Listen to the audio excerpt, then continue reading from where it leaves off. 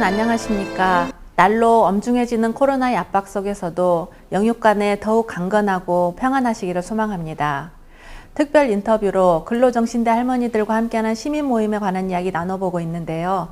오늘도 이 모임의 공동 대표를 역임하셨고 현재는 고문으로 활동하고 계시는 김선호 선생님을 모시고 이야기 이어가 보도록 하겠습니다. 선생님 안녕하세요. 예, 반갑습니다. 반갑습니다. 예, 평안하셨죠? 예. 네.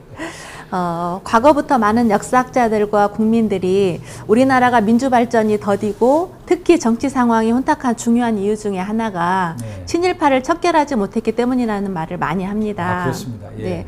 그리고 지난번에 말씀해 주셨던 대로 1948년 9월 반민족 행위자를 처벌하는 특별법까지 만들어서 친일파를 척결하려고 했지만 오히려 그 친일파의 와해 공작으로 인해서 실패하고 말았다고 말씀해 주셨습니다.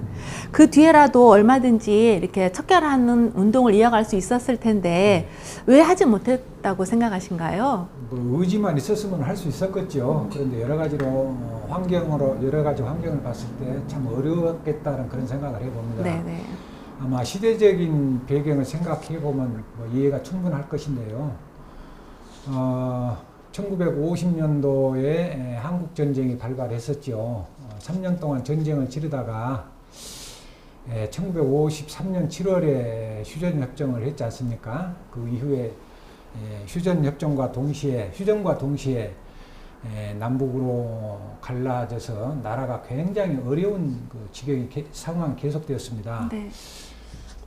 이승만 그 정권이 그 부정선거로 1960년 3.15 부정선거로 인해서 네. 4.19 학생혁명이 일어났었습니다. 그 4.19 학생혁명 이후에 굉장히 나라가 혼란스러웠는데 그 혼란스러운 틈을 타서 1961년도에 박정희 소위 5.16 군사 쿠데타가 일어나게 됩니다. 그 이후에 민정이양을 하지 않고 1992년인가 3년까지 무려 30년 이상을 군사 독재가 계속되지요. 네. 그 군사 독재 시절에 무려 간첩 조작 사건이 37건이나 있었습니다.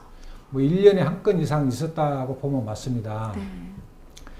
네. 정치권이 소란스럽고 또 민심이 흉흉하고 정권이 이태로우면 여지없이 그 간첩 조작 사건을 만들어 가지고 사건화를 시켜서 국민을 옥죄고 또 전쟁 후 공포로 이렇게 몰아가는 그런 참 정치를 했다고 보면 아마 맞을 것입니다.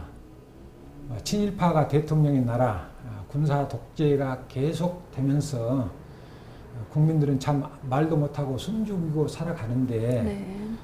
감히 친일파를 척결해야 한다는 목소리를 낼 수 있었을까? 아마 내지 못했을 것이다. 네. 그런 생각을 해보는 것입니다. 네. 어려운 상황이고 어려운 환경이었던 것 같습니다. 친일파를 척결하자 이런 얘기는 절대 하지 못하고 오히려 많이 등용이 됐을 것 같아요. 어떤가요? 그렇어요. 네.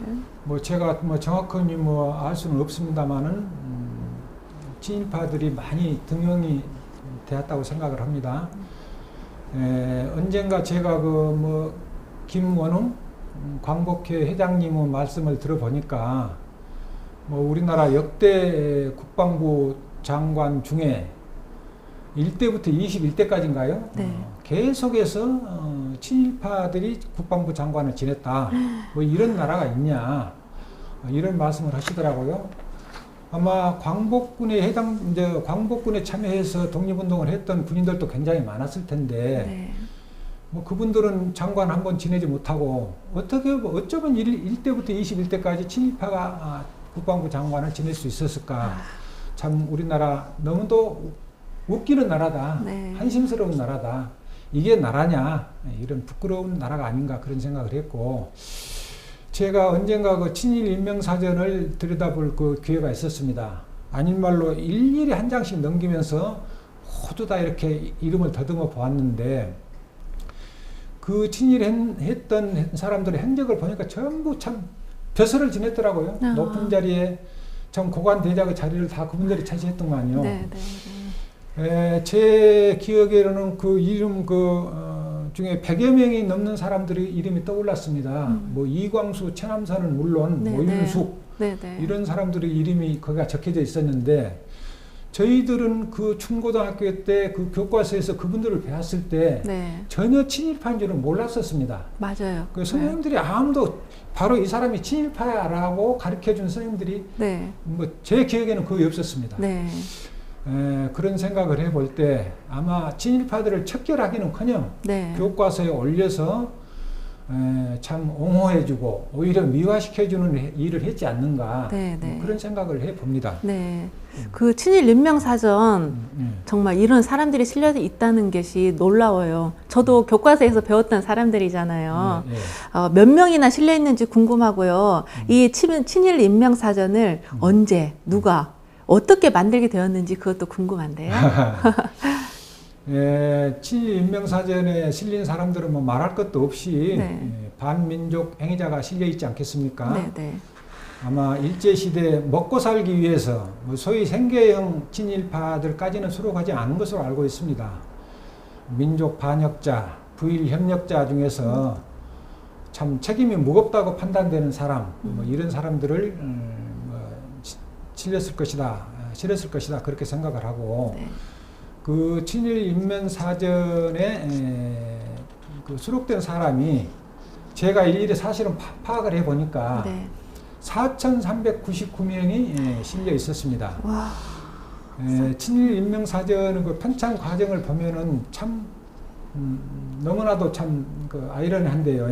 우스운 이야기가 되겠는데 우리 정부에서 국회에 친일 인명사전을 발간하겠다고 5억 원 정도인가를 그 예산을 올렸었습니다. 네, 네. 그런데 그 당시에 국회의원들이 그 5억 원을 그 삭감했습니다.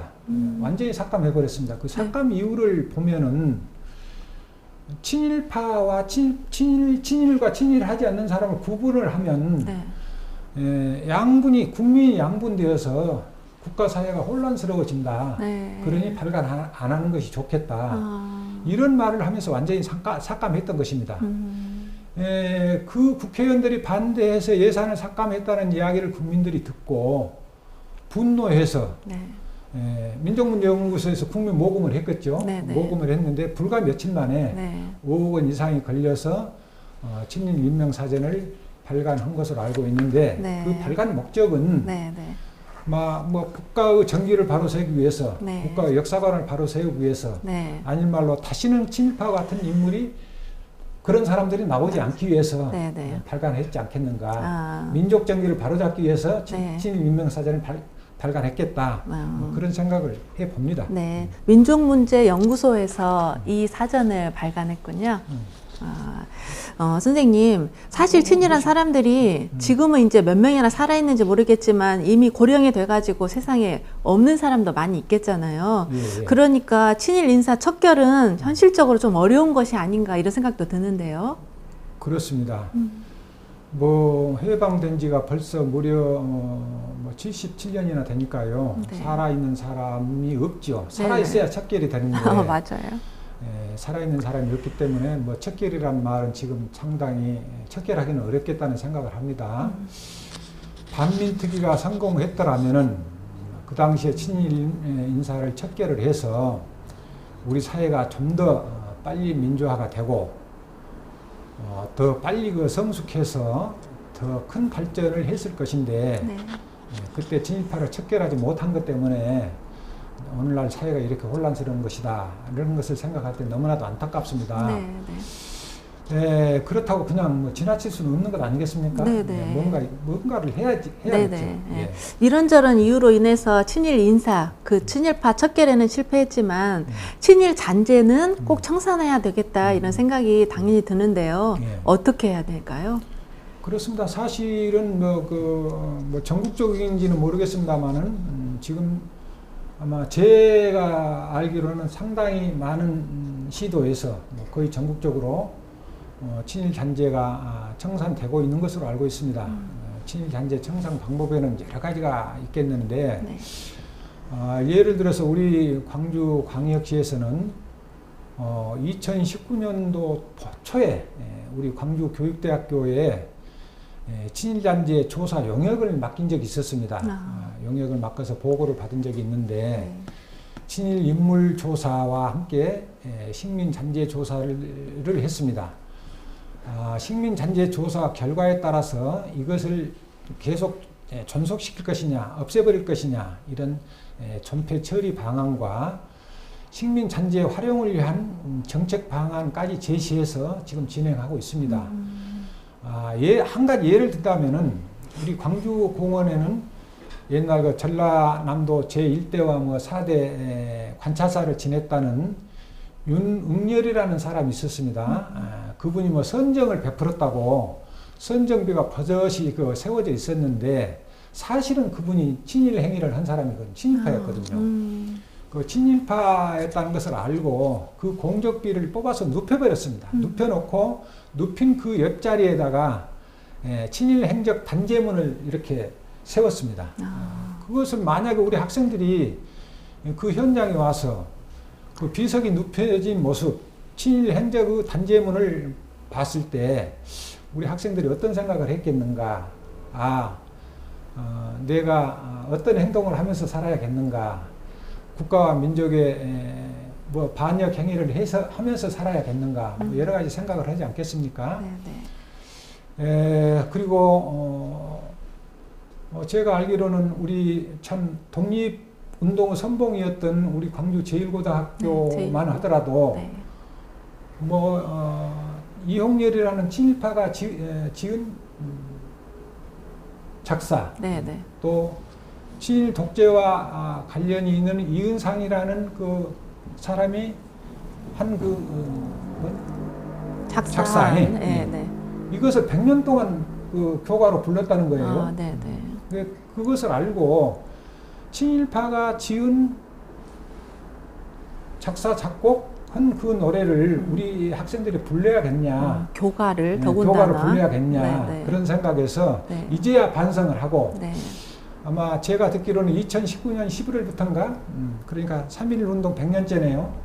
19년부터인가 친일파들이 지은 교가 부르지 말고 우리 동문들이 작사 작곡한 노래를 부르자 해서 동문들이 작사 작곡을 해서 그때부터 새로운 교가 과거 지난 100년은 친일파의 노래를 불렀지만은 새로운 100년은 새로운 마음으로 앞으로 전진하는 마음으로 그런 교가를 부르겠다 해서 새로운 교가를 지어서 부른 것으로 알고 있습니다.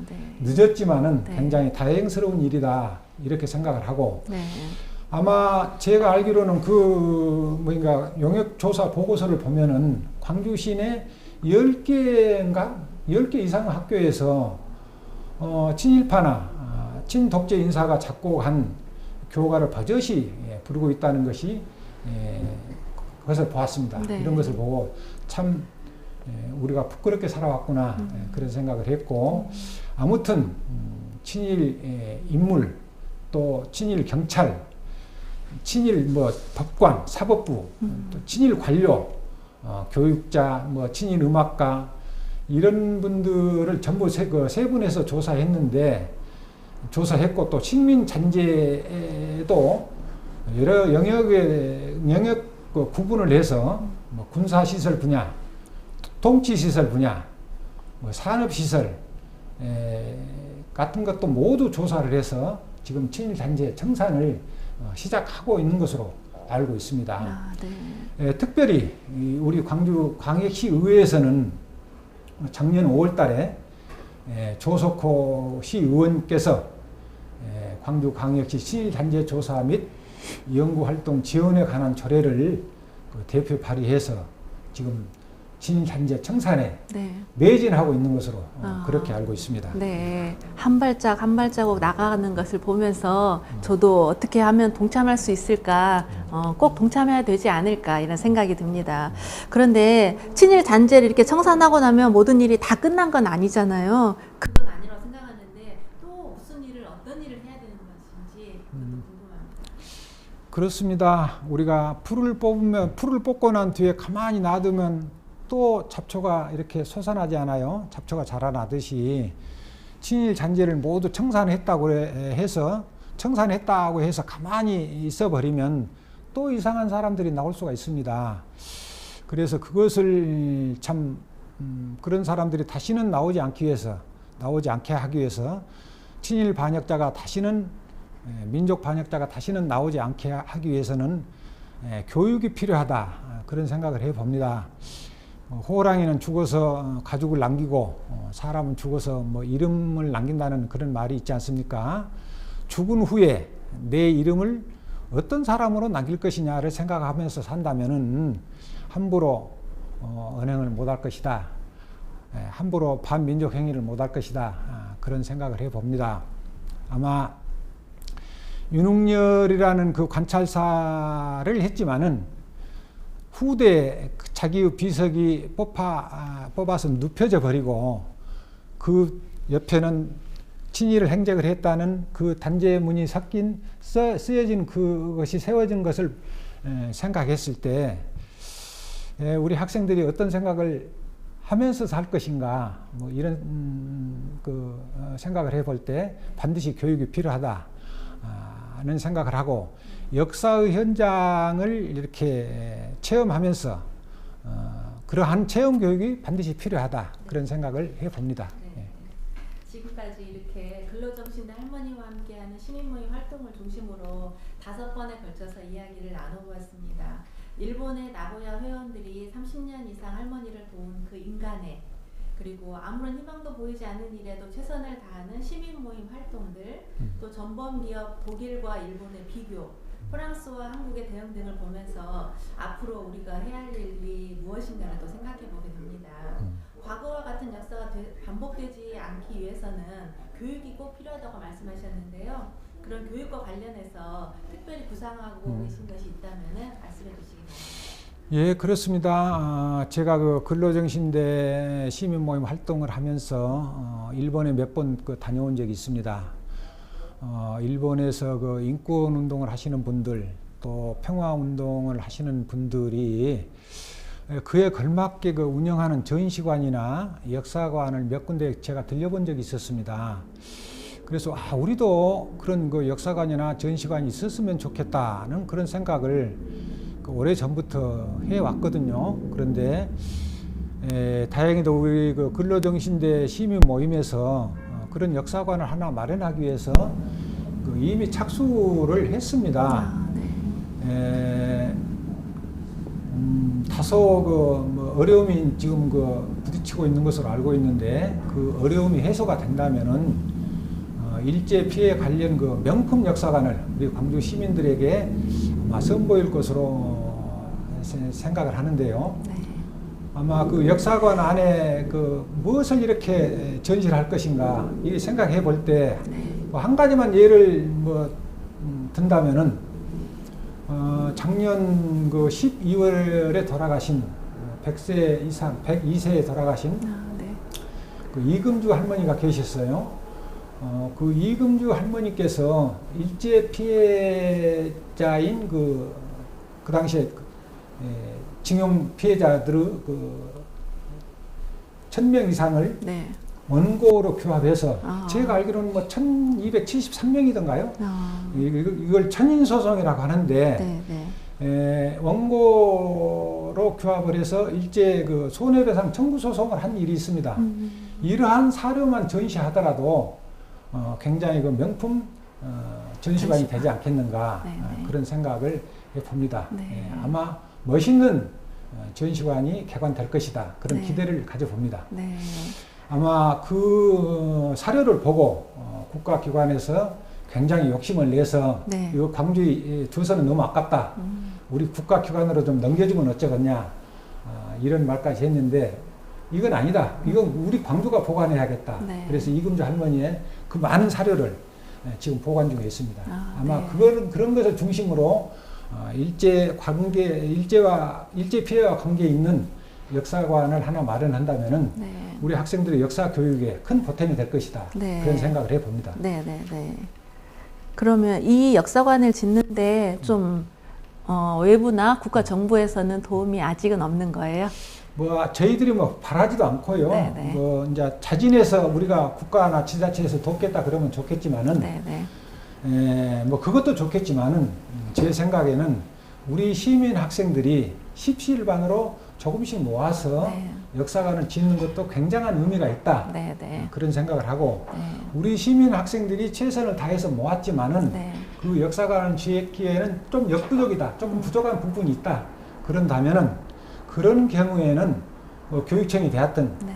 뭐 구청이 되었든 시청이 되었든 우리 지자체가 힘을 합쳐서 좀 도움을 줘서 네. 멋진 역사관을 같이 지었으면 좋겠다. 그런 생각을 해봅니다. 네. 아마 모르면 몰라도 우리 근로정신대 할머니 함께하는 시민 모임에서 이미 착수를 했기 때문에 언젠가는 이루어지겠지만은 네. 우리 모든 시민과 학생이 십시일반으로 참 모금을 하고 네. 또 부족하다면은 교육청이나 지자체에서 같이 힘을 합쳐서 좋은 명품 역사관을 만들었으면 좋겠다. 네. 그런 생각을 갖습니다. 네. 많이 도와주셨으면 네, 좋겠습니다. 네, 알겠습니다. 네, 귀한 말씀 감사합니다.